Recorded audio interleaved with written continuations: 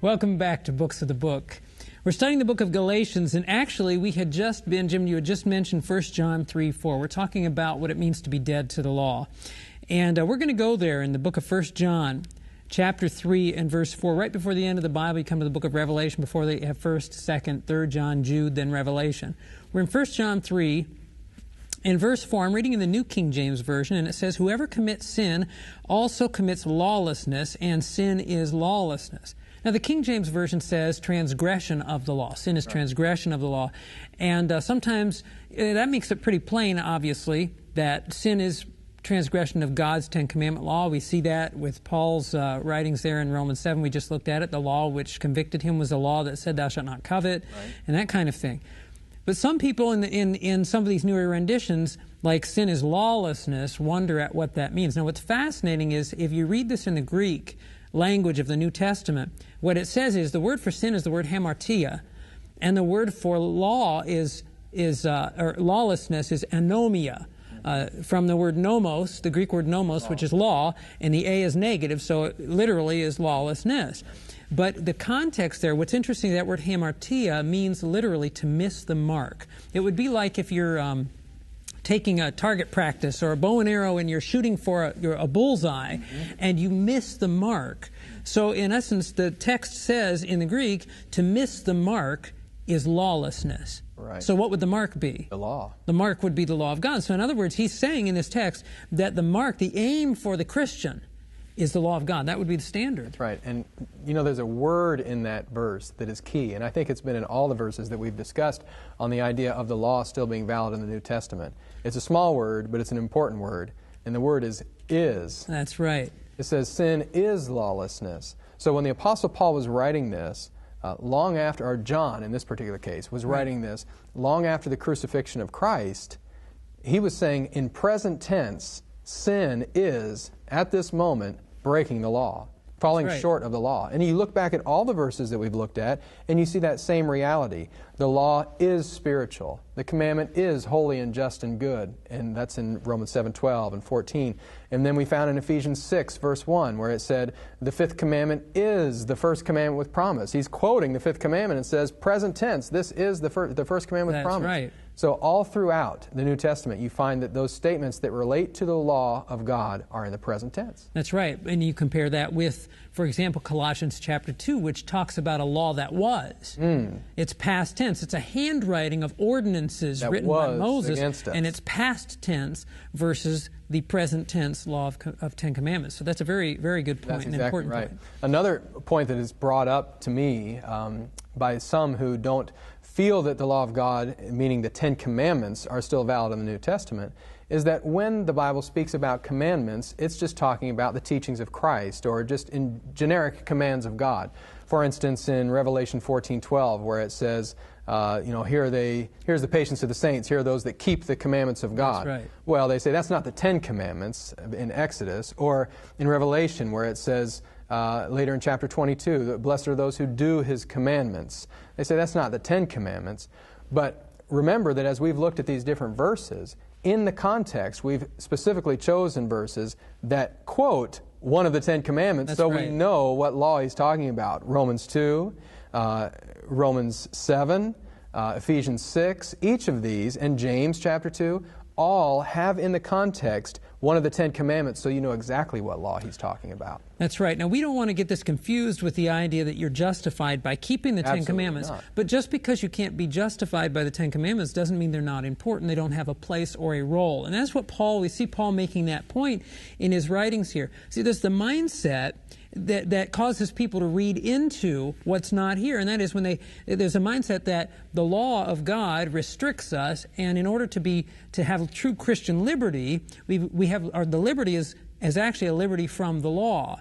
Right. And that thus the concept dead to the law must mean we're free. When we say free from the law that held us, or free from the thing that held us, that freedom is perceived as a freedom from needing to keep the law, obey the law. And we pick that up also in Galatians 5. There's another passage here in Galatians chapter 5 along the lines of that same point, Christian liberty.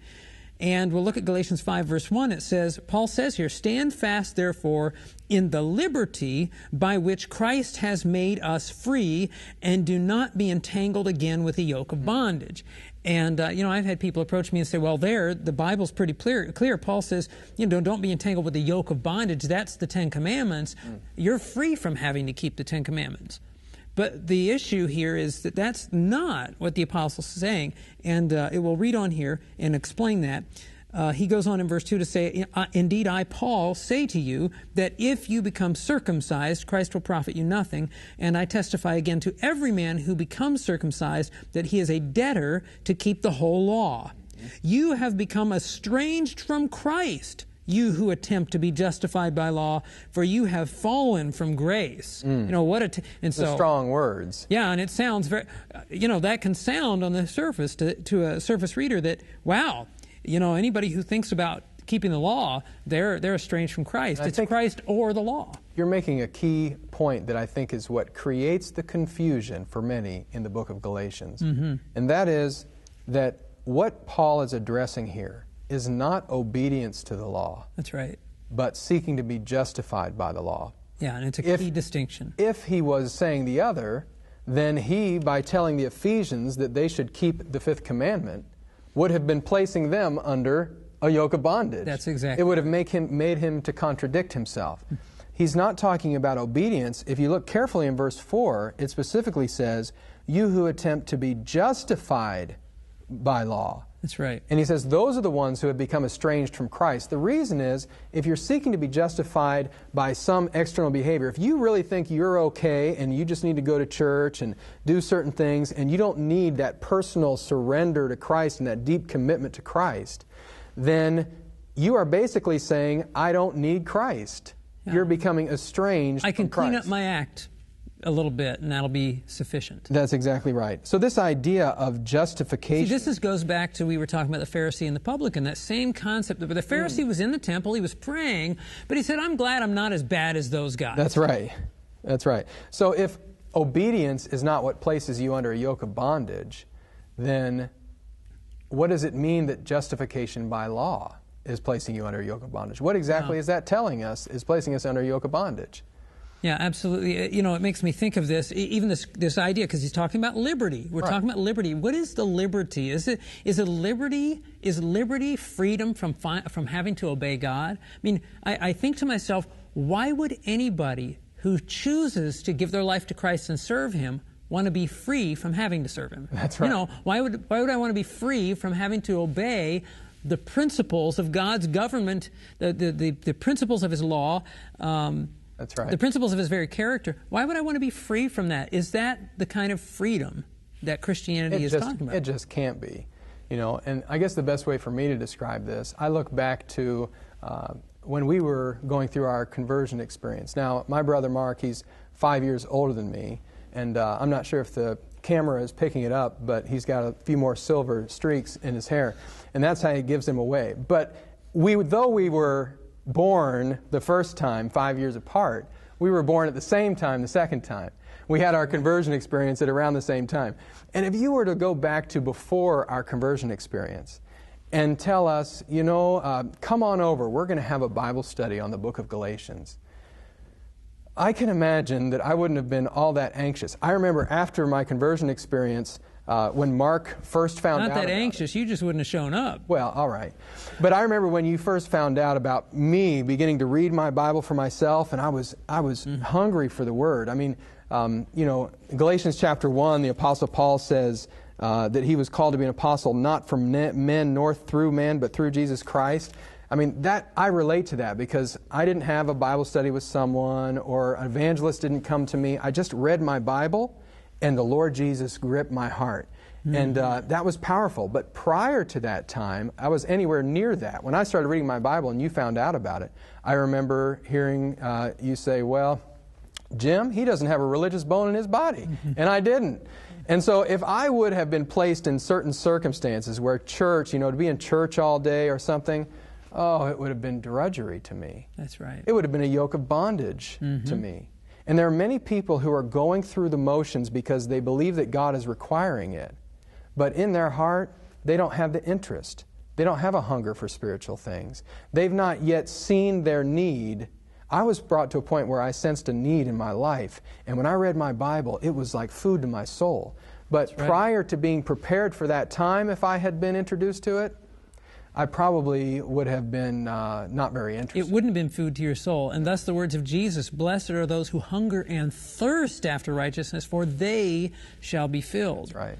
That's right. Yeah, and so we see the reality here is this idea of dead to the law. If we go back to Galatians 2 and Paul talking about him dying to the law, notice again what he says, "For I through the law died to the law." In other words, as the law convicted me and I saw my sinful nature, then I accepted Christ and the carnal nature died. Notice how he words it. "I through the law died to the law, that I might not have to worry about keeping the law anymore." That's not what he says. That's not what he says at all. He says, "that I might live to God." That's right. The freedom, the liberty of the Christian life is not a liberty from obedience, but a liberty into obedience. That's right. Listen, I was free not to obey the law of God when I was not a Christian. I never obeyed the law of God, never worried about it. But I was not free to obey it because it simply wasn't in my being to do so. But through conversion, my heart was changed. And the freedom I have now is a freedom that I never had before, and that is a freedom to serve God with my heart. And that's what Paul says. "I died to the law that I might live to God." Notice verse 20. "I have been crucified with Christ. It is no longer I who live, but Christ lives in me." Amen. "And the life which I now live in the flesh, I live by faith in the Son of God who loved me and gave himself for me." He's talking about conversion here. He's talking about a new experience. Amen. And if we keep reading in verse 21, he only concludes the thought beautifully. But before we go there, I just want to take one peek at 2 Corinthians 6 and verse 11, because there's another point I'd like to make. It says, "O Corinthians, we have spoken openly to you. Our heart is wide open. You are not restricted by us, but you are restricted by your own affections." Yeah. People look at the problem we have in humanity and they say, we're out of harmony with God. Well, we have one of two choices. Either we can remove the requirements, the law of God, or we can remove that which is standing in the way, which is our own carnal heart. That's right. And the reality is that the carnal heart is what ultimately has to go in order for us to be brought into harmony with God. It's a shame that many Christians look at the law as the problem. Jesus died to do away with the law. But no, the Apostle Paul says it's our own affections. And right here, concluding with verse 21 in Galatians 2, it says, "I do not set aside the grace of God, for if righteousness comes through the law, then Christ died in vain." It's Christ's death and us dying with Him that brings us into harmony with God. Friends, we hope you've enjoyed this study, and we look forward to seeing you next time.